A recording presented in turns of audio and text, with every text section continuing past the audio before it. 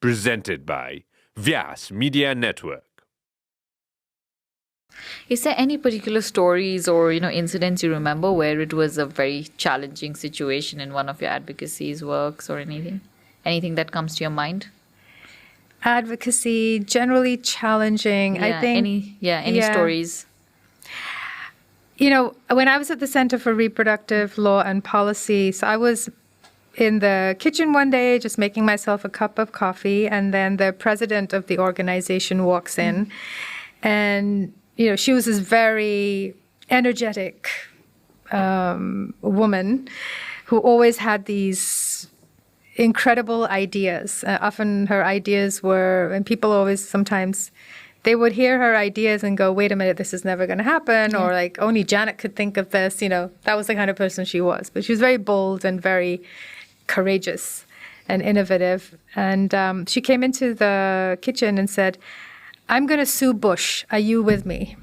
Right? Yeah. So this was in relation to the global gag rule. Yeah. So, there I am making my coffee. She walks in. She asks me that question. The first thing that crosses my mind is, oh, my God, if I sue Bush, could I be deported? What'll happen to my husband and my daughter? Could my whole family suffer? Like, my mind immediately these questions started popping up. And then I was like, okay, but I can't say no to Janet, right? Yeah. So how do I handle this? Right. So within 30 seconds, all of these, questions and concerns crossed my mind. And then I said, yes, of course, right? Because I thought, okay, let me just say yes now and deal with the fallout later on. So that was a moment when I felt like I was called. Very tricky. Yeah, very tricky moment. I was called to do something that sounded incredible. But how often do you sue the President of the United States, Did right? she land up suing the President? So, yes, I joined that case as well. There were a number of us who joined, and we did.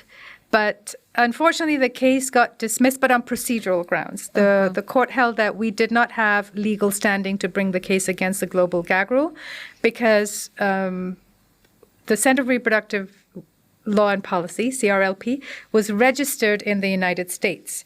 And their argument was because we were not directly affected in a country that received foreign funding that had tied to it these restrictions on how it could be used or not, that we did not have the legal standing. We were not a foreign organization. We were a U.S.-based organization. So it was not, dismissed on the merits or anything, but it was dismissed on procedural grounds. But even just that act of suing, it was a fantastic advocacy move. And we had a whole press conference. And because I had done the research on Nepal, the impact of the criminal ban on abortion, I was one of the speakers. And also as someone who was involved in the case as an affiant, I was asked to kind of testify at the press conference.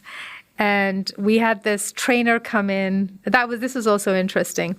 The person that they brought in to train us for the press conference to help us prepare, when I walked into Janet's office, I see this middle-aged man wearing cowboy boots and a cowboy hat. He was from somewhere in the South. I think he was from Texas, but he was an expert, right? And it was his job to train people in public speaking.